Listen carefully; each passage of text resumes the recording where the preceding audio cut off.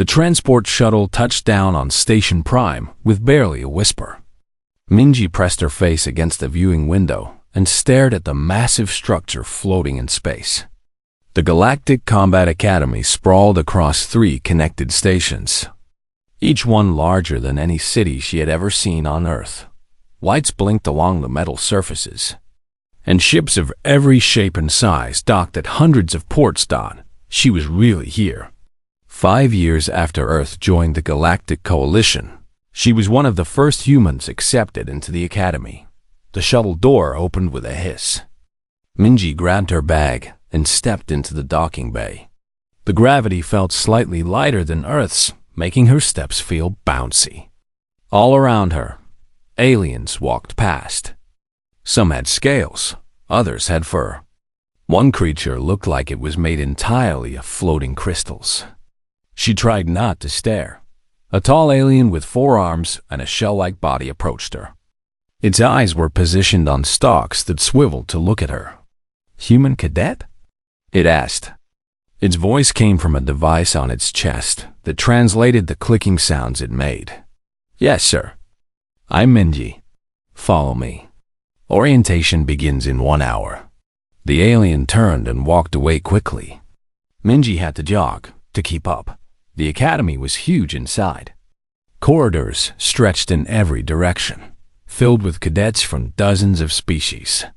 Most of them were taller than her. Much taller. She passed a group that looked like bears standing upright, each one at least 8 feet tall. They glanced at her, and one of them made a sound that might have been a laugh. The alien guide stopped at a door. "Your quarters.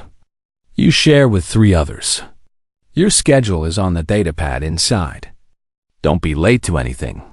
Then it walked away without another word. Minji entered the room. It was small but clean, with 4 sleeping pods built into the walls. 3 of them were already occupied with personal items. She chose the empty one and started unpacking her few belongings. The door opened behind her. A creature with purple skin and 6 tentacles instead of arms floated in. "Oh, you must be the human. I'm Yuna.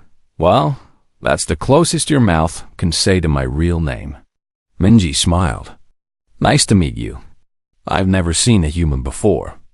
You look so soft. No armor or scales or anything."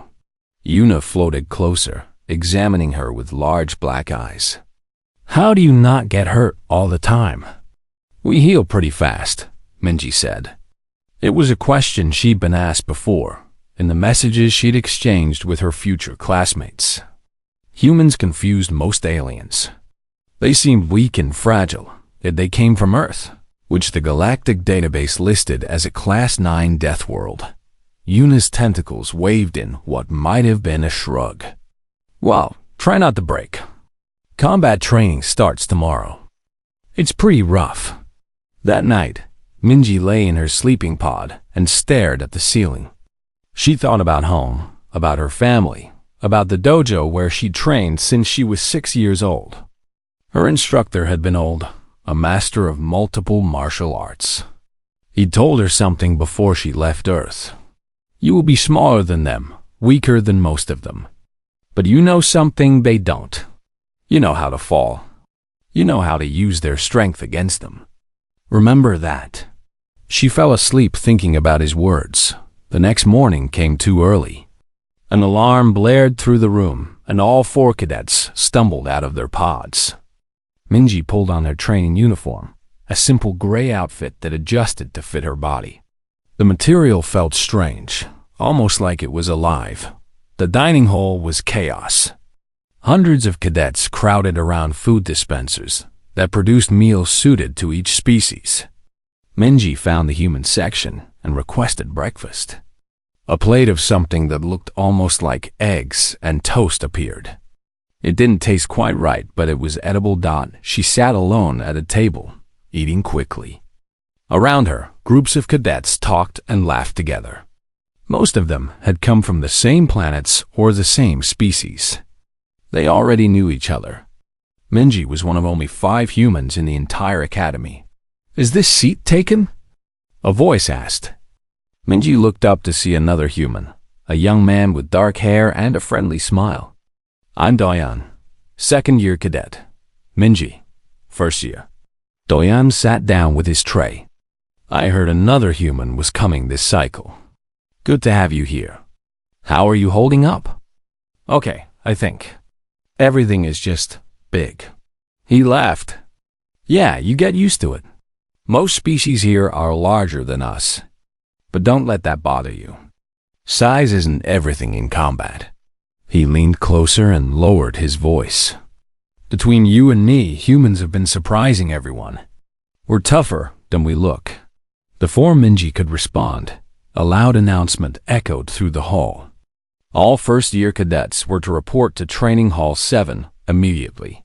The training hall was enormous, with multiple fighting areas separated by energy barriers.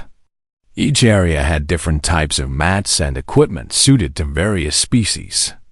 Minji joined the crowd of first year. Cadets gathering at the center. An alien that looked like a giant mantis stood on a raised platform.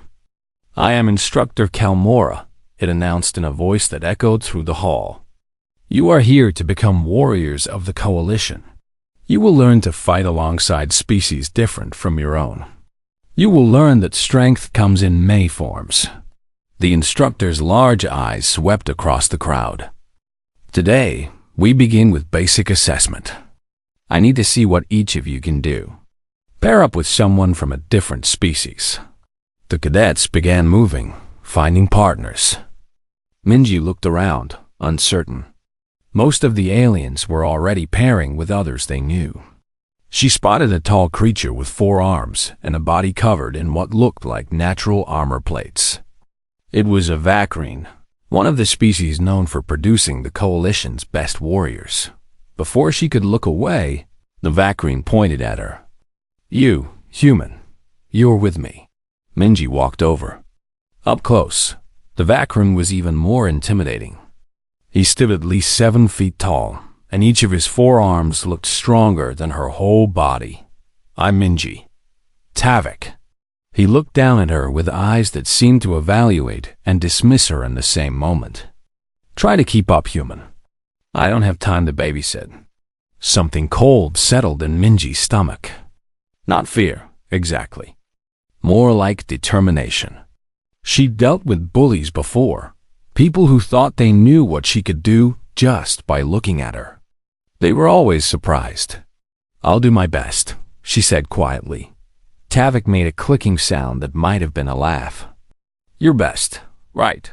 Let's get this over with. They moved to an empty training mat. All around them, other pairs were beginning their exercises. Instructor Kalmora walked between the groups, observing, occasionally offering corrections. Minji looked up at Tavik and settled into a ready stance. Her instructor's words echoed in her mind again. You know how to fall. You know how to use their strength against them. The training session was about to begin, and Minji had a feeling it would be one she'd never forget.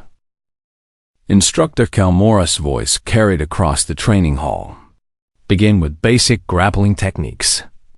The larger partner will attempt holds.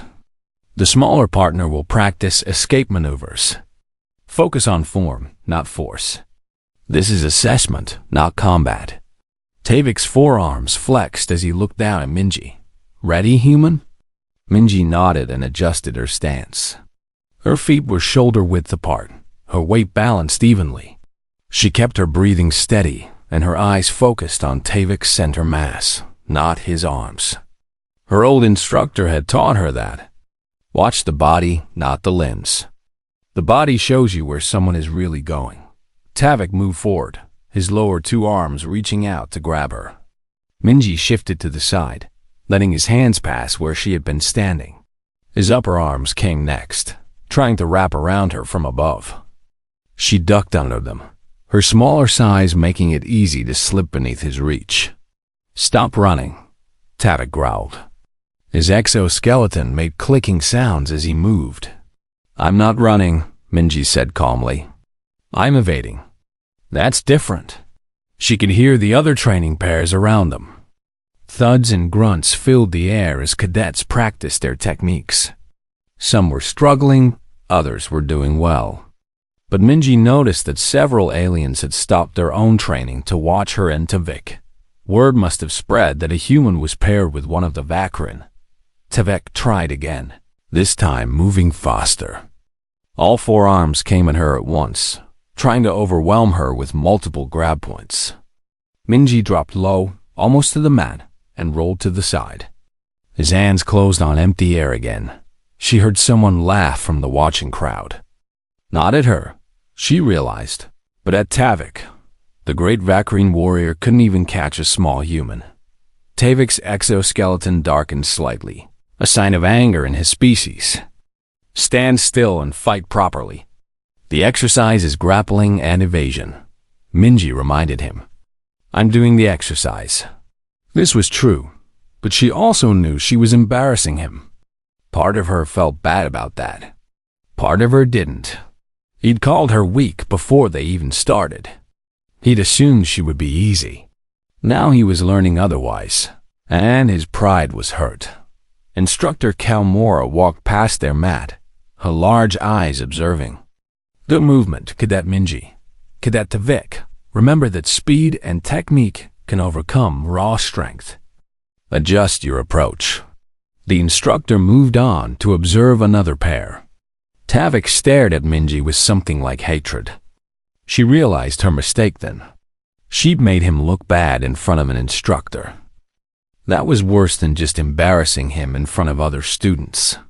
Again, Tavik said, his voice low and dangerous. They continued the exercise. Minji kept evading, kept moving, kept using her smaller size and faster reflexes to stay out of his grip. She could see Tavik getting more and more frustrated. His movements became less controlled, more aggressive. This wasn't training anymore, not for him. This was personal. Finally, he managed to catch her left arm with one of his lower hands. His grip was incredibly strong, like a metal clamp. Minji immediately applied the release technique she'd been taught, twisting her arm in the direction of his thumb, the weakest point of any grip. She broke free and stepped back. That was when she saw the change in Tavik's eyes. Something had snapped in him. The frustration, embarrassment, the wounded pride, all of it came together into anger. Enough of this, he snarled, thought it happened fast. Tavik's upper two arms shot forward, not in a grappling attempt, but in a full-force push. Both palms struck Minji square in the chest. The impact drove all the air from her lungs. Her feet left the mat as she flew backwards through the air. The training hall went silent. Every cadet stopped what they were doing and turned to look. Instructor Kalmora Hess head snapped around, her mandibles spreading wide in shock. Minji flew back 6 feet before gravity pulled her down. Her body should have hit the mat hard, should have crashed and tumbled. But years of training took over. Her instructor's voice echoed in her mind from 1,000 practice sessions. When you fall, control the fall. Make it yours. Her feet touched down first. She bent her knees deeply, absorbing the impact. One hand touched the mat for balance. Then she was rising, standing upright again, her eyes locked on Tavik. The silence in the hall was complete. No one moved. No one breathed. Minji's chest hurt where Tavik had struck her. She knew there would be bruises. Her heart was pounding, not from fear, but from something else. Something old and primal that lived in every human.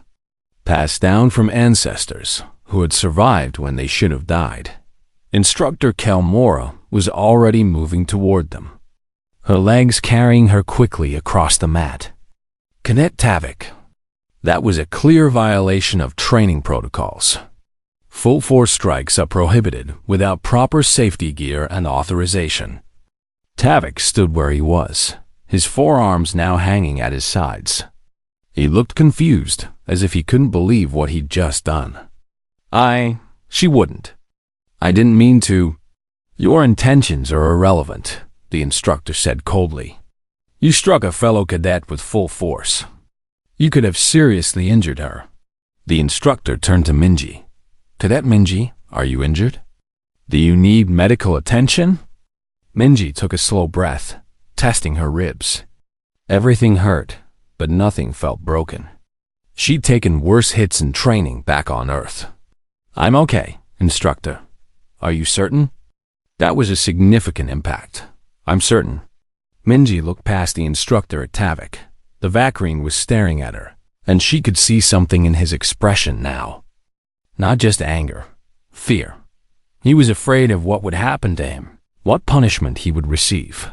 But Minji was thinking about something else. About respect and pride, and the rules that govern training halls across every culture. On Earth, if someone hit you in a dojo, if they broke the rules and struck with full force, there was a response. Not revenge, exactly. Balance. You showed them why rules existed in the first place. Instructor, Minji said quietly. May I respond appropriately?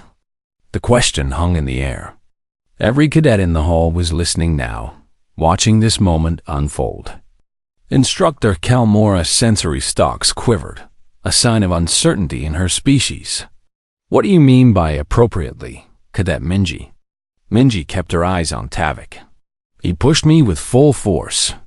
In my world's martial traditions, that means training protocols are suspended. Both parties have agreed to real combat by the actions of the aggressor. I'm asking permission to respond in kind.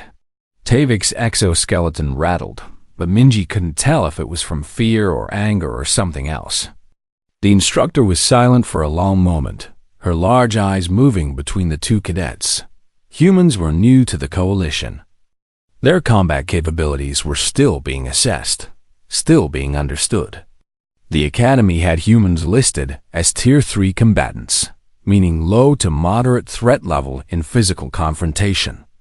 But there were notes in the human files, warnings from the xenobiologists who had studied them.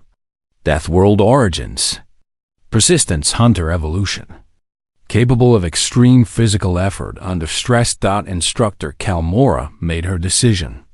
Very well. Combat protocols engaged. Safety field active. She stepped back from the mat, and her voice carried across the entire hall. All cadets, clear the primary mat. This has become a sanctioned combat exercise. The other cadets rushed to the edges of the training hall, creating a large open space around Minji and Tavik. The energy barriers around their mat shifted, glowing brighter. The safety field was designed to absorb excess kinetic energy, preventing lethal damage. It would keep them from killing each other, but it wouldn't stop pain. Tavik's exoskeleton rattled again, but this time Minji recognized it. Amusement. He thought this was funny. The little human wanted to fight him properly? Fine. He'd teach her the lesson she needed to learn. He'd show her and everyone else why the Vakrine were the Coalition's finest warriors. Minji settled into her stance one more time. But this time, it was different. This time, the rules had changed. Her muscles relaxed, her breathing slowed, and something cold and focused settled into her mind. She thought about Earth, about lions and tigers and bears. All of them bigger than humans, all of them stronger than humans. But humans were still here, still alive, still at the top of their world's food chain. Not because they were the biggest or the strongest, because they knew how to fight. The two cadets faced each other across the mat. Around them, the crowd had grown. Cadets from other training halls had heard what was happening and rushed to see. A human was going to fight a Vakrine in sanctioned combat. This was unprecedented. Tavik rolled his massive shoulders, all four arms flexing in sequence. He was 7 feet of armored muscle, trained since childhood in the Vakrine combat arts. His species had never lost a war. They were born warriors, bred for battle. And now this tiny human, barely 5.5 feet tall, thought she could stand against him. He would be gentle, he decided. Rough enough to teach her a lesson, but not so rough that he'd break her completely. The instructor had activated the safety field, so he could use full force without killing her. That was good. She needed to understand the reality of combat, the reality of her place in the Galactic Order. Minji watched him prepare, watched the confidence in his movements. She'd seen that confidence before, in tournament fighters who thought they knew everything, in bullies who thought size was all that mattered. They were always surprised, always thought her old instructor's voice was clear in her mind now, as if he was standing right beside her. The bigger they are, the harder they commit. Watch for the commitment. That's when they're vulnerable. Tavik charged. It wasn't a tactical approach or a measured attack. It was pure overwhelming force. The standard Vakrine combat doctrine. All four arms spread wide, ready to grab, to crush, to immobilize. He crossed the distance between them in two massive strides. The watching cadets gasped. Some looked away, not wanting to see the small human get hurt. But Minji didn't retreat, didn't dodge, didn't run. She moved forward, thought it was the last thing Tavik expected. Prey runs away. Weak things flee from strong things. That was the natural order. But Minji stepped into his charge, getting inside the reach of his arms before they could close around her. Time seemed to slow. She could see every detail with perfect clarity. Tavik's lower left arm was slightly ahead of the others. His weight was shifting forward onto his right leg. His center of mass was high and committed to the charge. He couldn't stop, couldn't change direction. Physics had him now. Minji's right hand shot out, fingers rigid, and struck the soft tissue between the armor plates at Tavik's lower left knee joint. It wasn't a hard strike. It didn't need to be. She just needed to disrupt the joint for a fraction of a second. Tavik's leg buckled. Just a little. Just enough. His massive body was still moving forward with all its momentum. Minji was already turning, her shoulder driving up into his center mass. At the same time, her leg hooked behind his buckling knee. She wasn't trying to stop his momentum. She was redirecting it. Tavik's eyes went wide as the world tilted. His forearms grabbed at air, finding nothing.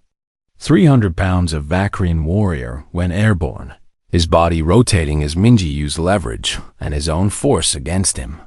For one frozen moment, Tavik hung in the air, completely helpless. His exoskeleton rattled in what might have been fear. He'd never been thrown before, never been off his feet in combat. The sensation was alien and terrifying. Then gravity reasserted itself. Tavik came down hard. Minji had positioned him perfectly, driving his body down at an angle that maximized the impact. The training mat was designed to absorb punishment, rated to withstand 5,000 pounds of force. It was the toughest material the Coalition engineers could create, necessary for training the galaxy's largest and strongest species. When Tavik hit the mat, the impact registered at 6,200 pounds. The safety field flared brilliant blue, a dome of energy absorbing the excess kinetic force that would have shattered bones and ruptured organs. But even with the field's protection, the impact was massive. The mat didn't break, but it deformed. A crater appeared in the reinforced material, perfectly shaped to Tavik's body. The sound echoed through the training hall like a thunderclap. Several cadets jumped. One of the bear-like aliens made a whimpering sound. Tavik lay in the crater, all four arms sprawled out, his exoskeleton making small cracking sounds as stress fractures appeared in the plates. His breathing came in wheezing clicks. He wasn't seriously injured. The safety field had prevented that, but he was stunned. Completely, utterly stunned. Minji stood over him, her chest heaving as she caught her breath. Her muscles burned and her heart pounded. The adrenaline in her system made everything feel sharp and clear. She looked down at the Vakrine warrior who had pushed her, who had dismissed her, who had thought she was weak. She offered him her hand. "You pushed me," she said, her voice steady despite her heavy breathing. "I pushed back." The training hall was silent. 200 cadets from 40 different species stood frozen, trying to process what they had just witnessed. A human, one of the smallest species in the coalition, had just put a Vacrine warrior through the training mat. Slowly, from the back of the crowd, one of the bear-like Kilrathi cadets began a deep, rumbling sound. It took Minji a moment to recognize it. Applause. In Kilrathi culture, that sound meant respect for a worthy opponent. Another cadet joined in, then another. The sound spread through the crowd, different species showing approval in their own ways. Clicking, humming, thumping, all of it blending into a wave of acknowledgement. Tavik stared up at Minji's offered hand.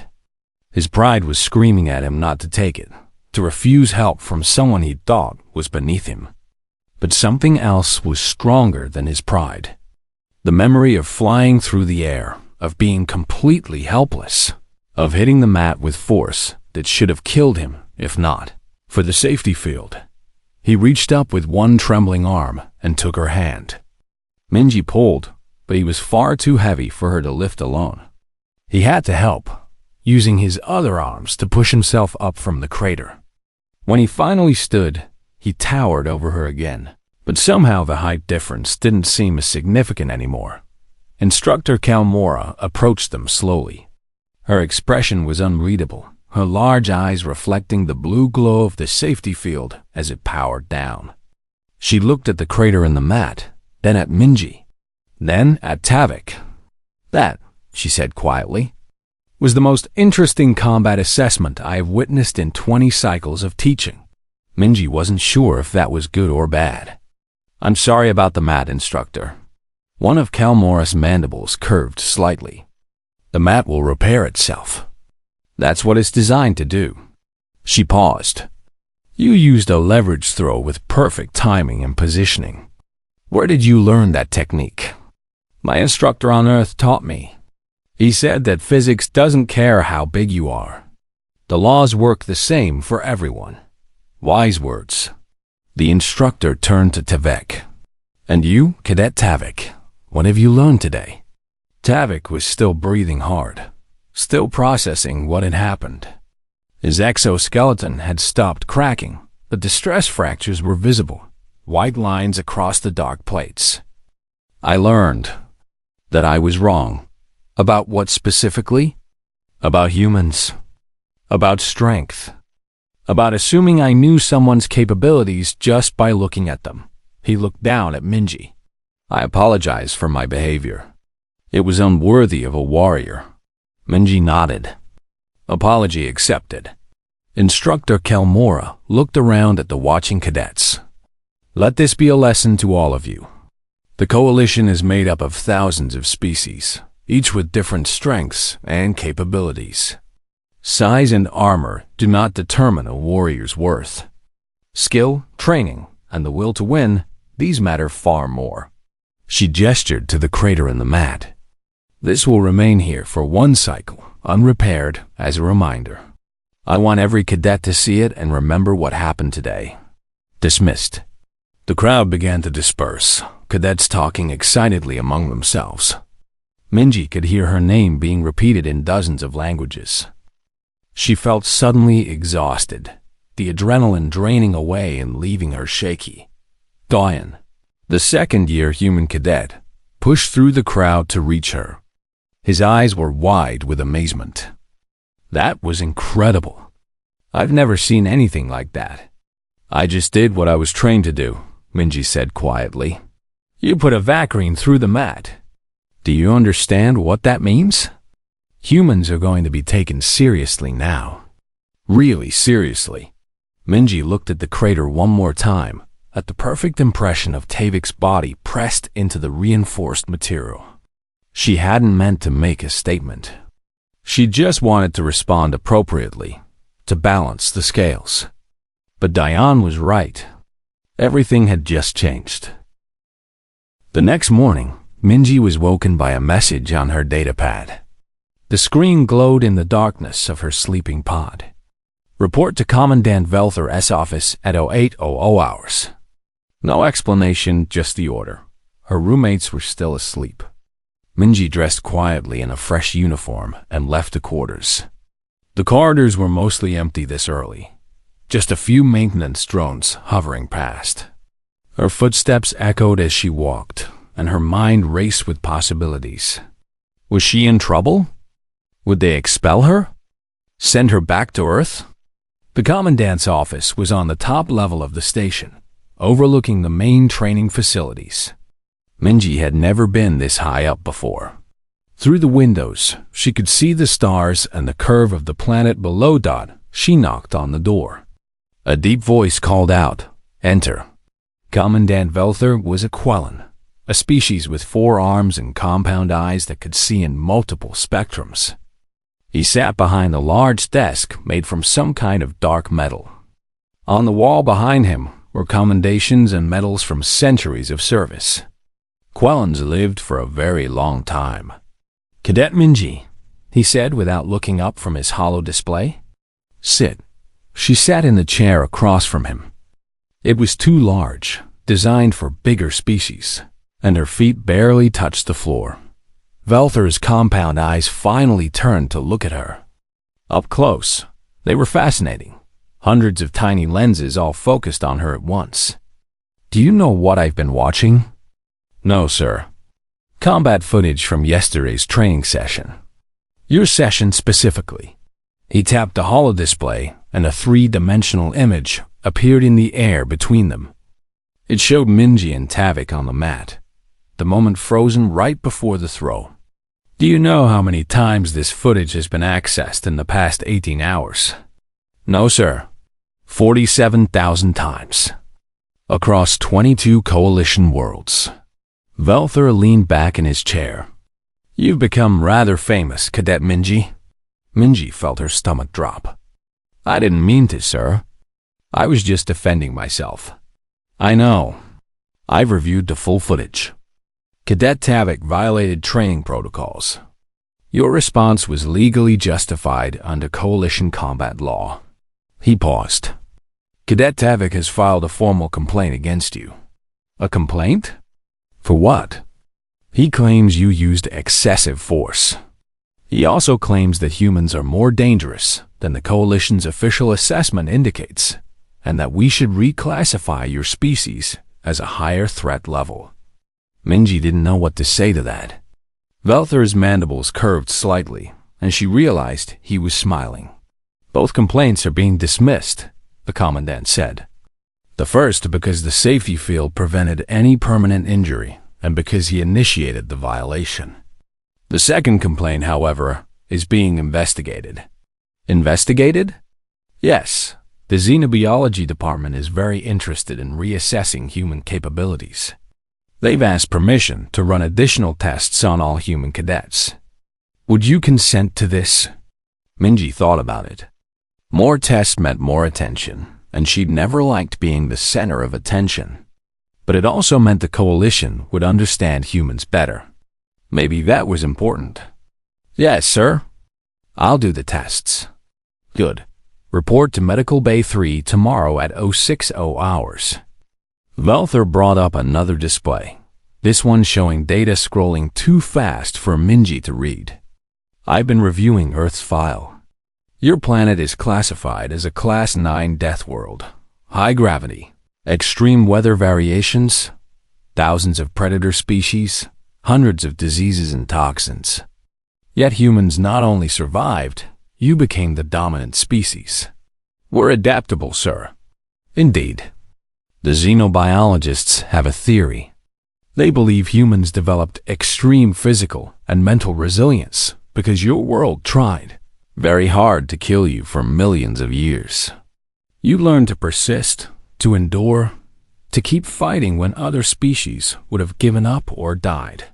Minji thought about her ancestors, about early humans facing lions and bears with nothing but rocks and sticks, about plague and famine and ice ages, about all the things that should have wiped humans out but didn't.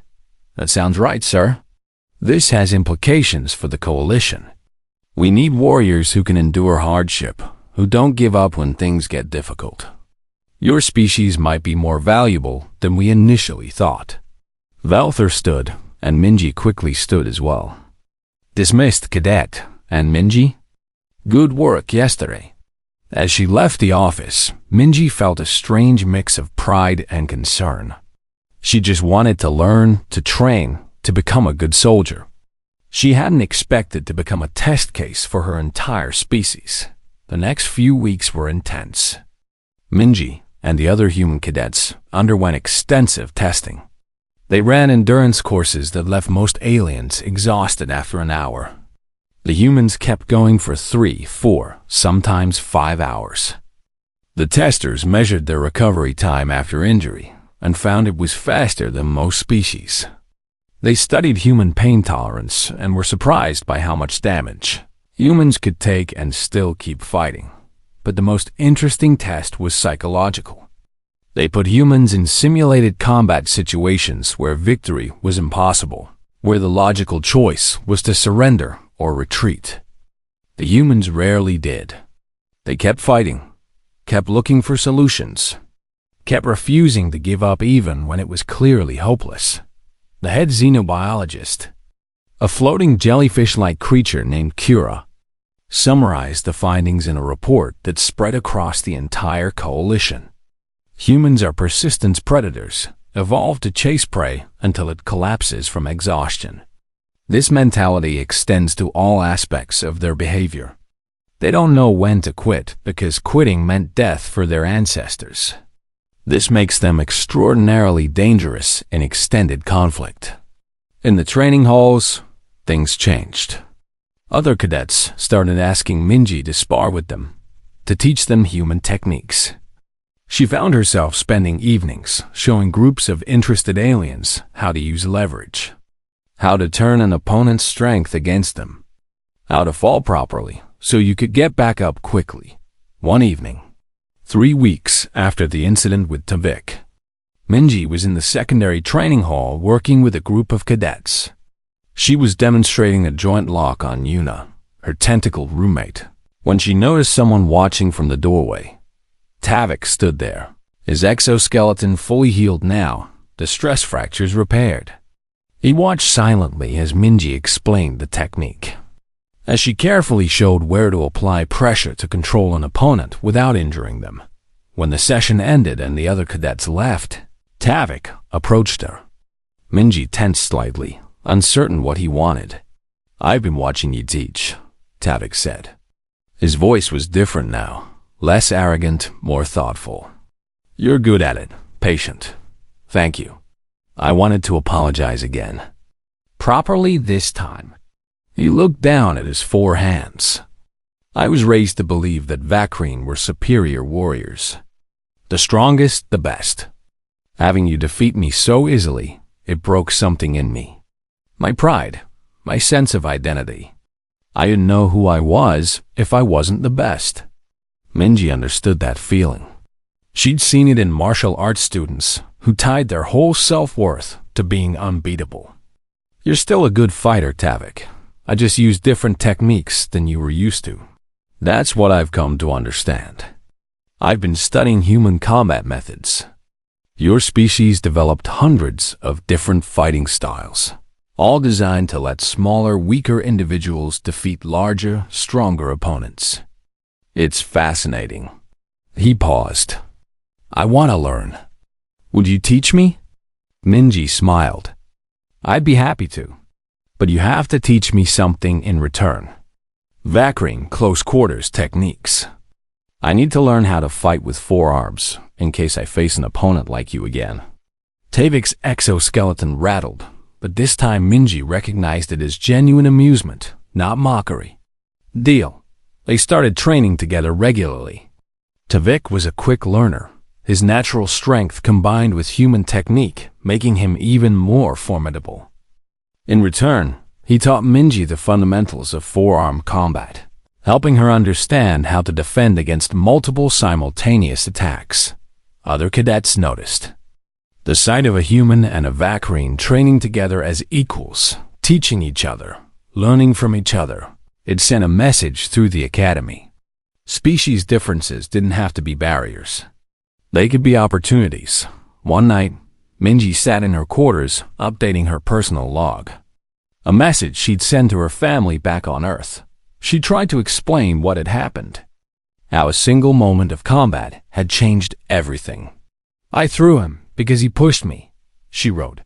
But what came after was more important than the throw itself. "We learned from each other. We became friends." I think that's what the coalition is supposed to be about. Not just different species existing together, but actually learning from each other, becoming stronger together. She paused, thinking about her old instructor, about all the lessons he'd taught her. Then she continued writing. "You taught me that strength comes in many forms. I'm proving that here, every day. The other species are starting to understand that humans have something valuable to offer. Not just our techniques, but our mindset. We don't give up. We endure. And now we're teaching others to endure too." Minji sent the message and lay back in her sleeping pod. Tomorrow there would be more training, more tests, more opportunities to prove what humans could do. But tonight she was content. She'd come to the academy alone, uncertain, seen as weak by many. Now she had friends, respect, and a purpose. The crater in Training Hall 7's man had been repaired, but a holographic marker remained, showing what had happened there. Cadets would stop and look at it, remember 6 months passed at the Galactic Combat Academy. Minji stood in front of her mirror, adjusting the formal uniform she'd never worn before. The gray fabric with gold trim marked her as a graduating cadet. Today was the ceremony, and she was both excited and nervous. Her datapad showed her final rankings. She'd placed 14th out of 120 cadets in her class. Not the top, but far higher than anyone had expected when she first arrived. More importantly, the skills assessment showed her rated as exceptional in hand-to-hand combat. Tactics and leadership. Yuna floated into the room, her tentacles already wrapped in her own graduation uniform. "Ready for the big day?" "I think so." "Are your parents coming?" "They're already here. Arrived this morning on a transport from my home world." "What about yours?" Minji shook her head. "Earth is too far. The trip takes months. But they sent me a message. They're proud. They should be. You changed everything here. You know that?" Minji wasn't sure about that, but she knew things were different now than when she'd arrived. The Academy had completely revised its assessment of human capabilities. What had started as a study of just the human cadets had expanded into a full review of how the Coalition evaluated all species. The graduation ceremony was held in the main assembly hall, a massive space that could hold thousands. Cadets sat in sections organized by species, but Minji noticed something interesting. Some cadets had chosen to sit with friends from other species instead of their own kind. That was new. Commandant Velther stood at the podium, his compound eyes sweeping across the assembled graduates. "Today you complete your basic training," he began. "You came here from dozens of worlds, speaking hundreds of languages, representing the incredible diversity of our coalition. You leave here as warriors, as defenders, as the next generation of those who will protect our union of worlds." He spoke for several minutes about duty and honor and service.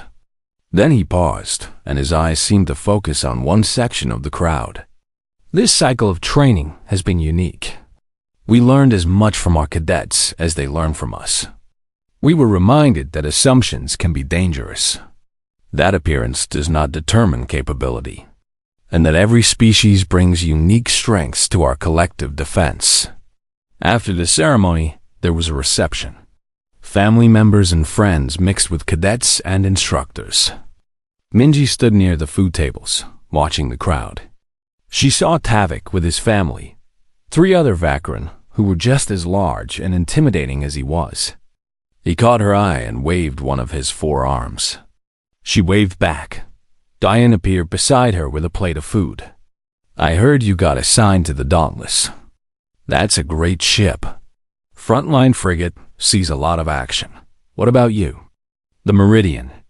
Science and exploration vessel. Probably safer, but I wanted to study xenobiology anyway. He grinned.